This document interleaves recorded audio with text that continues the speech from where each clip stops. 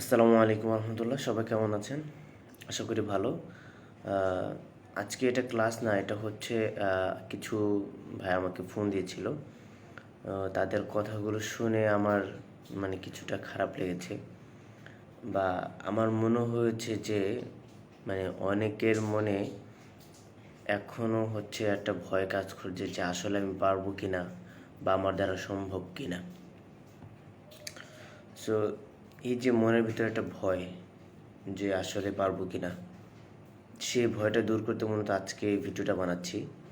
So ভিডিওটাতে মূলত হচ্ছে আমি আপনাদেরকে কিছু কথা বলবো, আর প্লাস আর কিছু ভিডিও আপনাদেরকে আমি শেয়ার করব, এবং এমন একজন ব্যক্তির সাথে আপনাদেরকে পরিচয় করে দেব যে শূন্য থেকে একেবারে বলুন যে একটা বাংলাদেশের ছেলে, কিন্তু সে এমন একটা পর্যায়ে এখন আছে। আশা করি আপনারা শুনে খুব খুশি হবেন। অনেকেই হয়তো তাকে চিনেন বা অনেকেই চিনেন না। এখন সে বাংলাদেশে থাকে না, বাইরে থাকে। সো সর্বপ্রথম আমি যে কথাটা বলতে চাই সেটা হচ্ছে, আপনি যেখানে থাকেন বা যে সেক্টরে থাকেন, আপনাকে চেষ্টা করতে হবে। আপনি যদি চেষ্টা না করেন, কোনো সেক্টরে আপনি সফল হবেন না। আর চেষ্টার সহজ অর্থ হচ্ছে আপনাকে কষ্ট করতে হবে। আশা করছি শব্দটি ক্লিয়ার। চেষ্টার প্রথম সহজ অর্থ হচ্ছে কষ্ট করা। আপনাকে কষ্ট করতেই হবে। আশা করছি বিষয়টি মাথায় সবাই নিয়েছেন, এবং আজকের কথাগুলো সবাই বিবেক মাথা খাটিয়ে শোনার চেষ্টা করবেন।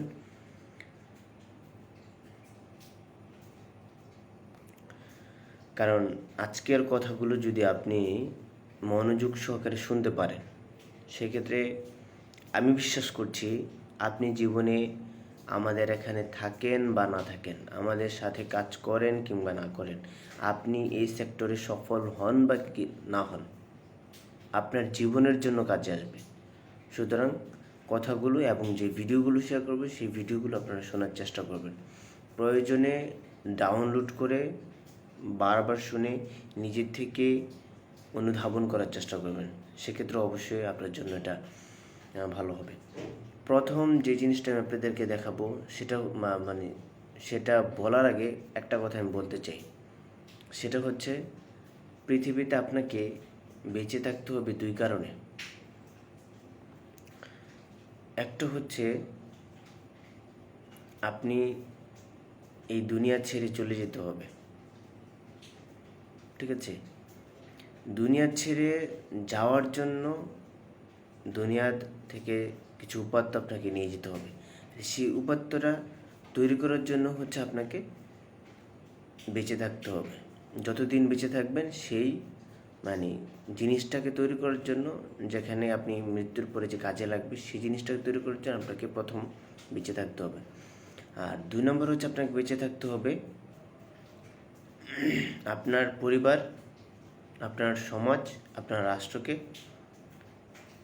স্বাভাবিক রাখার জন্যে বা সুন্দর করার জন্যে। এখন আপনাকে আখেরাতের বা আমরা যদি বলি পরকাল বলি, সেই পরকালের জন্য যদি আপনাকে কিছু করতে হয়, আর পরকালের জন্য যদি আপনি বেঁচে থাকেন, সেক্ষেত্রে আপনাকে ভালো কাজ করতে হবে। অর্থাৎ আপনি যে কোনো সেক্টরে থাকেন, মানুষের জন্য উপকার আসে সেই ধরনের কাজ করতে হবে। আপনি মানুষ পৃথিবীতে দুইটা কাজ করে, হয়তোবা আমি সহজ ভাষায় যদি বলি, হয়তোবা হেল্প, না হয় গ্রহণ। আপনি হয়তো কাউকে দিবেন, না হয় কি নিবেন। যারা বিজনেস করে তারা হচ্ছে দেয়, সমাজকে দেয়, প্রোডাক্ট দেয়, সার্ভিস দেয়, বিভিন্ন জিনিস দেয়।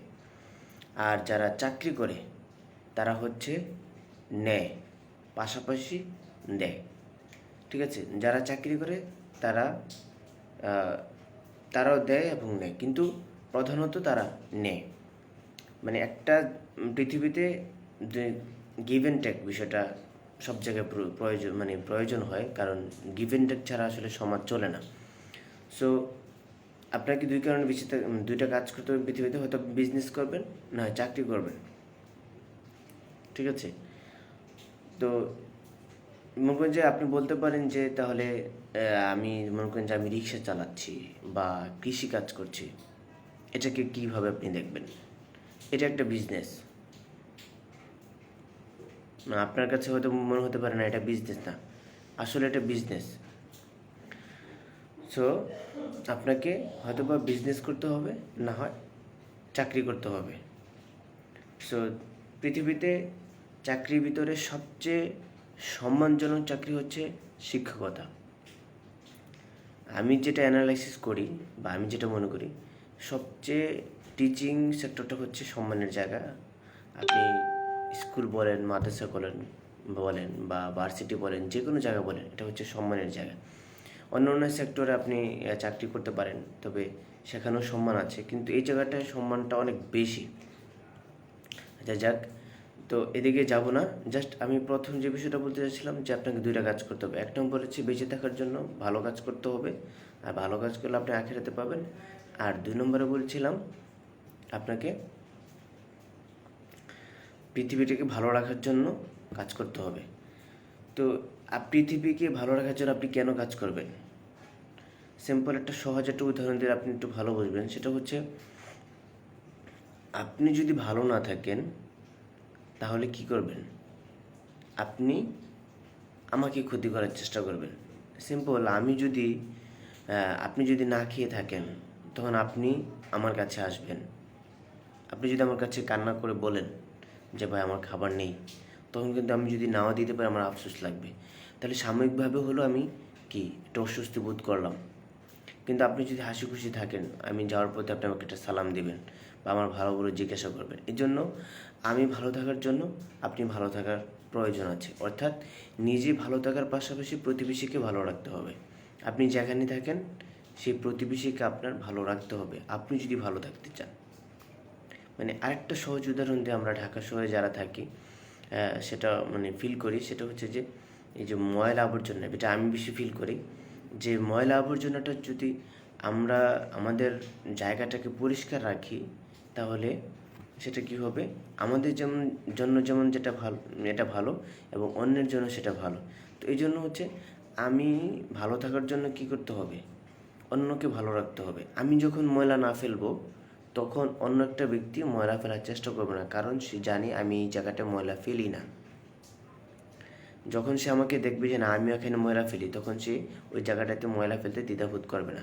এই জন্য আমাকে আগে ময়লা ফেলার স্থানটা কি করতে হবে? নির্ধারণ করতে হবে এবং নির্দিষ্ট স্থানে ময়লা ফেলতে হবে। আমার বিভিন্ন জায়গায় ময়লা ফেলা যাবে না। আমি যখন এই কাজটা করব, তখন অন্য এই কাজটা করবে। সহজ ভাষায় যাকে মানুষ বলে যে আগে নিজে ঠিক হও, তাহলে অন্যরা ঠিক হয়ে যাবে। তো এই জন্য আমি যেটা বলতে চাচ্ছিলাম যে নিজে পৃথিবীটাকে ভালো রাখার জন্য আপনাকে ভালো কিছু দিতে হবে। আর যখন আপনি ভালো কিছু দিবেন, মানুষ আপনাকে সাদরে গ্রহণ করে নেবে। আপনি যদি দেশ, সমাজ, রাষ্ট্রের জন্য কিছু না করতে পারেন, তখন আপনাকে কেউ গ্রহণ করবে না। সো অনেক কথা বলে ফেললাম, অলরেডি হচ্ছে আমরা 8 মিনিট কথা বলেছি। তো কথাগুলো একটু লম্বা হচ্ছে, মনোযোগ দিয়ে শোনার চেষ্টা করবেন। এখন আমি যে জিনিসটা আপনাদেরকে দেখাবো, সর্বপ্রথম আপনি কাকে ভালো রাখবেন? সর্বপ্রথম হচ্ছে আপনি আপনার মাকে ভালো রাখবেন, ঠিক আছে? আপনার পরিবারকে ভালো রাখতে হবে। তো পরিবারকে ভালো রাখার জন্য আমি 2টা ভিডিও দেখাবো, ঠিক আছে? এবং নিজেকে প্রেজেন্টেশনের জন্য এবং দেশকে প্রেজেন্টেশনের জন্য আরও 3টা ভিডিও দেখাবো, ঠিক আছে? সো প্রথম যে ভিডিওটা, এটা একটু আমি হালকা এখানে দেখাবো।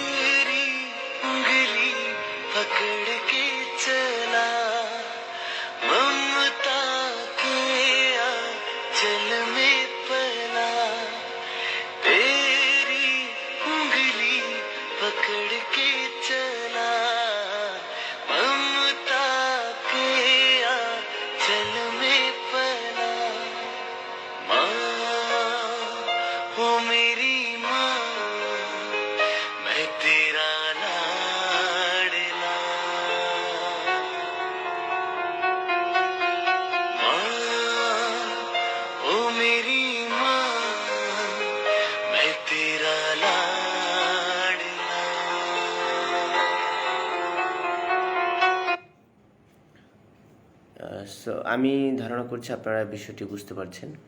সো এই জিনিসটা আমি দেখাতে চাচ্ছিলাম যে মা, ফ্যামিলি, ঠিক আছে, ফ্যামিলিকে আপনাকে প্রায়োরিটি দিতে হবে, তাদের জন্য আপনাকে কিছু করতে হবে।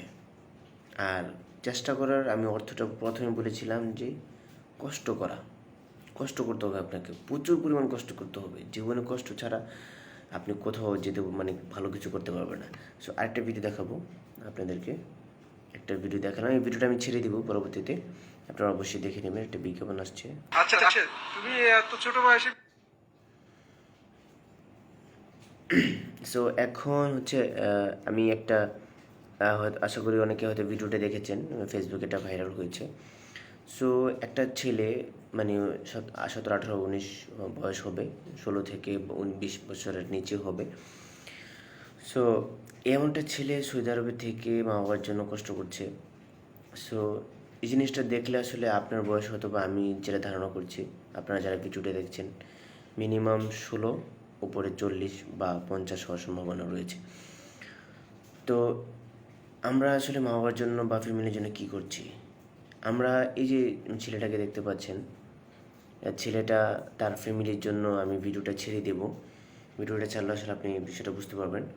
তা আমি ভিডিওটা লম্বা হওয়ার কারণে আসলে এখানে বলবো না। সো কী পরিমাণ কষ্ট করছে আপনি ভিডিওটা দেখলে বুঝতে পারবেন। আপনার বয়স হয়তো সেই পরিমাণ, তা আপনি কেন খেলাধুলার মত্ত? আপনি কেন ফেসবুকে বিভিন্ন বিষয় নিয়ে ঘাটাঘাটি করছেন? যেটা আপনি নিজ, যেটা আপনার করা দরকার, ব্রেন খাটিয়ে সেটা করে ফেলুন। আপনি নিজেকে আবিষ্কার করুন যে আপনি কী পছন্দ করেন, কী করতে ভালো লাগে। সেটা যখন আপনি আবিষ্কার করে ফেলবেন, তখন ইনশাল্লাহ আপনি একটা পর্যায়ে খুব দ্রুত এগোতে পারবেন। যেমন আমি মনে করি যে আমি হচ্ছে মানুষকে কোনো একটা জিনিস খুব সহজে বোঝানোর চেষ্টা করতে পারি, এই কাজটা আমি খুব ভালো পারি।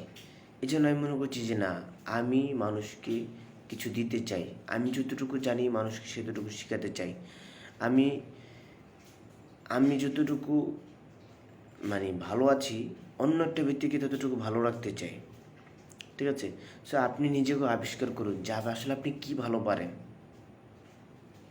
সো সে মানে দেখে এবার চিন্তা করেন যে তার ফ্যামিলির জন্য সে দেশ ছেড়ে বিদেশ চলে গেছে, এই বয়সের একটা ছেলে, ঠিক আছে।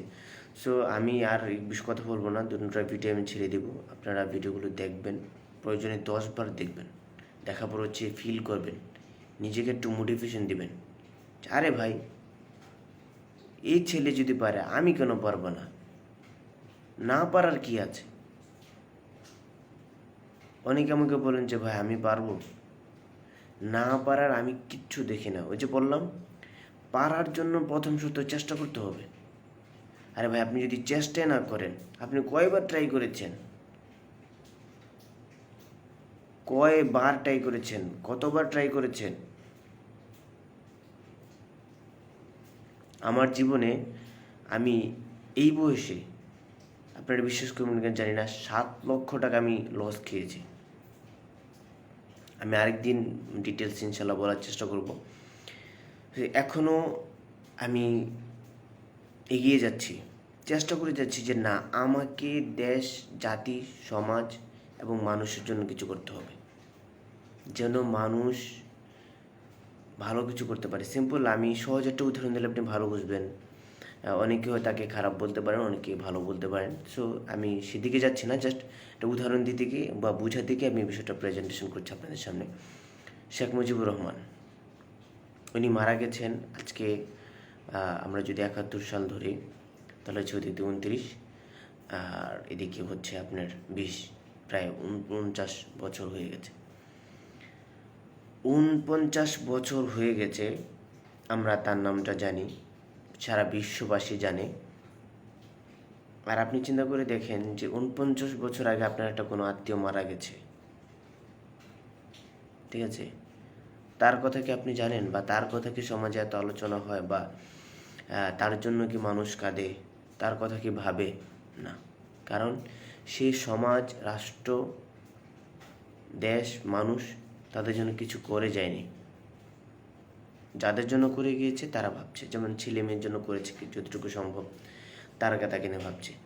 সো এমন কিছু করুন যেন দেশ আপনাকে নিয়ে ভাবতে বাধ্য হয়, রাষ্ট্র আপনাকে নিয়ে ভাবতে বাধ্য হয়, যে না, আপনি যখন হেঁটে যাবেন মানুষ বলবে না এই ছেলেটা দেশের জন্য করছে, মানুষের জন্য করছে। হাতটাকে মুষ্টিবদ্ধ করুন, চোখটাকে বন্ধ করে নিজেকে ইন্সপিরেশন দেওয়ার চেষ্টা করুন। সো আমি ভিডিওটা এখানে শেষ করে দিচ্ছি। সবাই হাত মুষ্টিবদ্ধ করে নিজেকে একটু বোঝানোর চেষ্টা করুন যে না, আমি পারবো। আর পারার একটা সংজ্ঞা দিতে গিয়ে দেশ রাষ্ট্র করার জন্য বা দেশ এবং রাষ্ট্র নিয়ে কাজ করার জন্য আমি একটা ভিডিও এখন মেকিং করছি, আমি সেটা ইনশাল্লাহ ছেড়ে দেবো। সো বিদায় নিচ্ছি, সব ভালো থাকবেন, আরেকটা ভিডিওতে দেখা যাচ্ছে। আসসালামু আলাইকুম রহমতুল্লাহ।